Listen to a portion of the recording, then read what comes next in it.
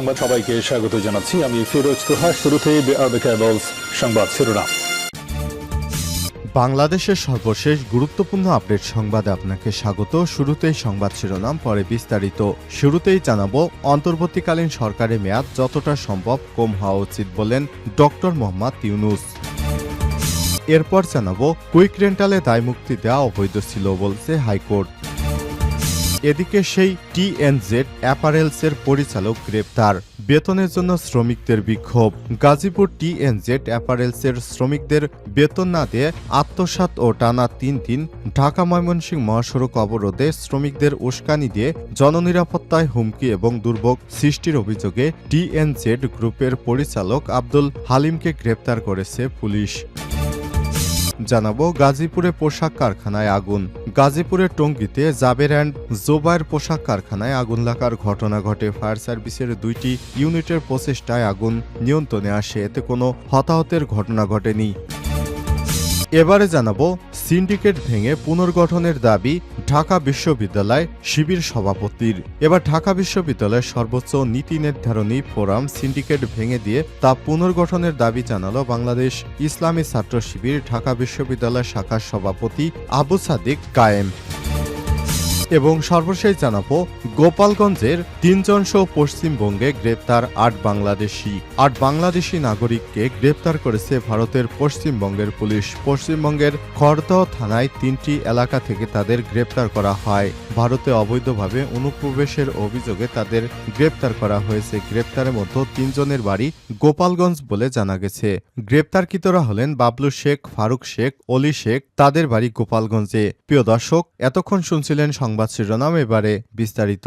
তবে তার আগে বন্ধুরা, অনুরোধ থাকবে সংবাদটিতে একটি লাইক দিন। এই চ্যানেলে আপনি নতুন হয়ে থাকলে আমাদের সংবাদটি দেখতে দেখতে চ্যানেলটি সাবস্ক্রাইব করে রাখুন। কমেন্ট করে বন্ধুরা আপনার মূল্যবান মতামত জানিয়ে দিন আপনি বিশ্বের কোন দেশ থেকে বা বাংলাদেশের কোন স্থান থেকে আমাদের সংবাদটি দেখছেন এবং শুনছেন।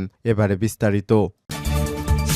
অন্তর্বর্তীকালীন সরকারের মেয়াদ যতটা সম্ভব কম হওয়া উচিত বলেন ডক্টর ইউনূস।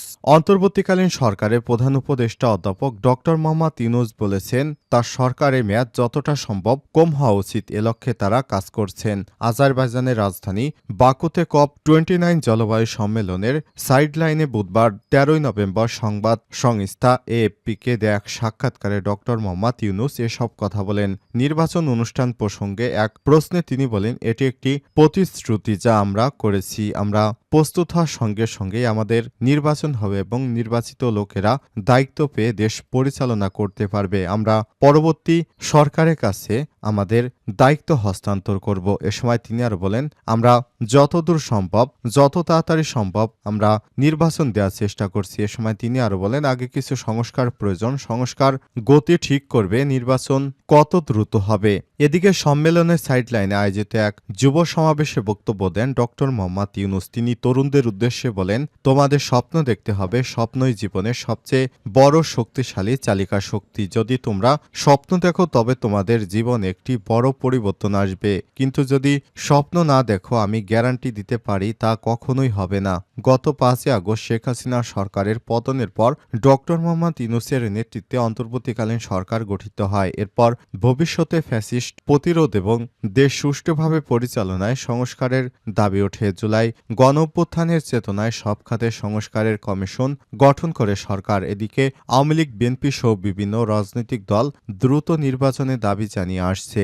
এ দাবিতে বিভিন্ন সময়ে অন্তর্বর্তীকালীন সরকারের দায়িত্বশীল বক্তব্য দিয়ে আসছেন। তারা বলছে, সংস্কার শেষ হলে নির্বাচন অনুষ্ঠিত হবে। সংস্কারের গতির উপর নির্ভর করবে কখন ভোট গ্রহণ সম্ভব হবে।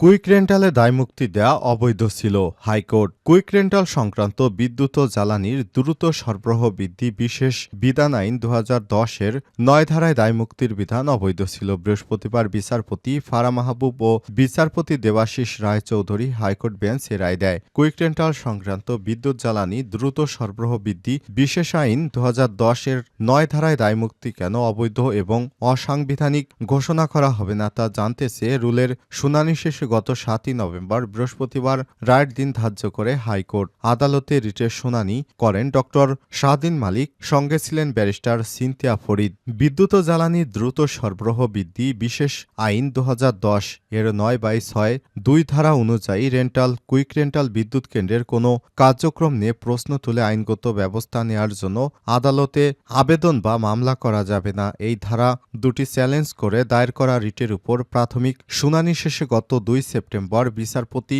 ফারা মাহবুব ও বিচারপতি এ.কে.এম. রবিউল হাসানের হাইকোর্ট বেঞ্চ সোমবার রুল জারি করে। এই রুলের উপর চূড়ান্ত শুনানি করে আজ হাইকোর্ট রায় দেন। রিটে বলা হয়েছে, রেন্টাল ও কুইক রেন্টাল বিদ্যুৎ কেন্দ্রগুলোতে অস্বাভাবিক খরচ আর অনিয়মের কারণেই বারবার বিদ্যুতের দাম বাড়তে বাধ্য করেছে সরকার। অথচ এই অনিয়মকে বৈধতা দেওয়ার জন্য আইন করা হয়েছে।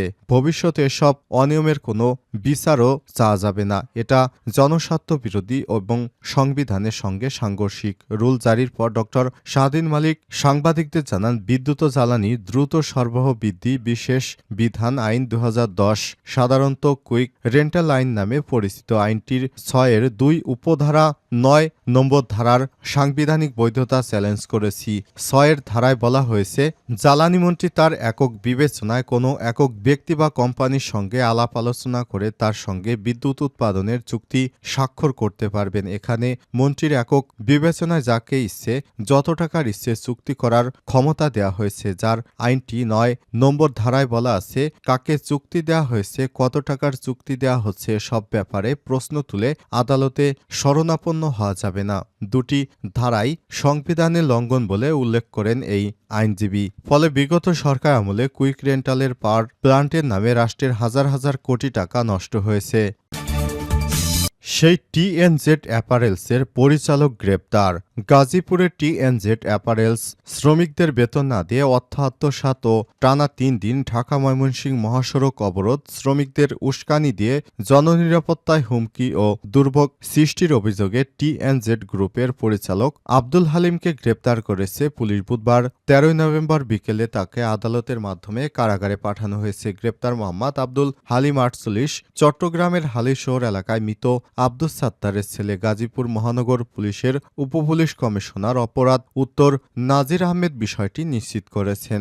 নাজির আহমেদ বলেন, টিএনজেড গ্রুপের কর্মকর্তা মামুনুর রশিদ গাজীপুরের ধান গবেষণা ইনস্টিটিউটের 14 ফিল্ড সেনাবাহিনীর অস্থায়ী ক্যাম্পে আব্দুল হালিমের বিরুদ্ধে অভিযোগ দায়ের করেন। পরে মঙ্গলবার রাত 11টার দিকে চট্টগ্রাম সেনাবাহিনীর একটি টহল দল আব্দুল হালিমকে চট্টগ্রামের বাসা থেকে গ্রেপ্তার করে। পরে তাকে গাজীপুরের ধান গবেষণা ইনস্টিটিউটের অস্থায়ী সেনা ক্যাম্পে হস্তান্তর করা হয়। সেখান থেকে বুধবার দুপুর 1টার দিকে আব্দুল হালিমকে বাসন থানা পুলিশের কাছে হস্তান্তর করে সেনাবাহিনী। এ সময় তিনি আরও জানান, আব্দুল হালিমের বিরুদ্ধে 2টি মামলা হয়েছে। টিএনজেড গ্রুপের কর্মকর্তা মামুনুর রশিদ বাদী হয়ে একটি মামলা করেছেন। এ মামলায় শ্রমিকদের বেতনের টাকা না দিয়ে 5 কোটি টাকা প্রতারণা এবং আত্মসাতের অভিযোগ আনা হয়েছে। অপর একটি মামলার বাদী পুলিশ ও মামলায় শ্রমিকদের মহাসড়ক অবরোধ ও কারখানা ভাঙচুরের উস্কানি দিয়ে জানমাল ও সম্পদের ক্ষতি সাধন, জননিরাপত্তার হুমকি সৃষ্টির অভিযোগ আনা হয়েছে।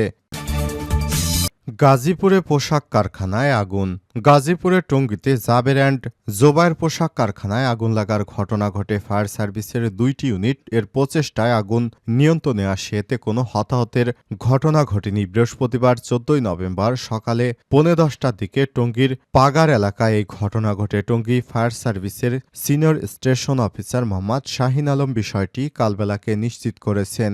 জানা গেছে, জাবের অ্যান্ড জোবায়ের গ্রুপের ডাইং ল্যাব সেকশনে বৈদ্যুতিক শক সার্কিট থেকে আগুন লাগে। শ্রমিক এবং ফায়ার সার্ভিসের কর্মীরা মিলে আগুন নিয়ন্ত্রণে আনে। আগুনে কোনো শ্রমিক হতাহত হয়নি। জাবের অ্যান্ড জোবায়ের পোশাক কারখানার প্রশাসনিক কর্মকর্তা কায়েস আহমেদ জানান, আগুন লাগায় 30 মিনিটের মধ্যেই নিজস্ব ব্যবস্থাপনা এবং ফায়ার সার্ভিসের সহযোগিতায় আগুন নিয়ন্ত্রণে চলে আসে। এতে ক্ষয়ক্ষতি তেমন একটি হয়নি। টঙ্গী ফায়ার সার্ভিসের senior station officer Mohammad Shahin Alam জানান, আগুন লাগার খবর পেয়ে টঙ্গী ফায়ার সার্ভিসের 2টি ইউনিট ঘটনাস্থলে পৌঁছে 30 মিনিটের চেষ্টায় আগুন নিয়ন্ত্রণে আনে। এতে হতাহতের ঘটনা ঘটেনি। ক্ষয়ক্ষতির পরিমাণ এখনও জানা যায়নি। অডিট চলছে। অডিট শেষে বিষয়টি জানা যাবে। ধারণা করা হচ্ছে, বৈদ্যুতিক শক সার্কিট থেকে আগুনের সূত্রপাত হতে পারে।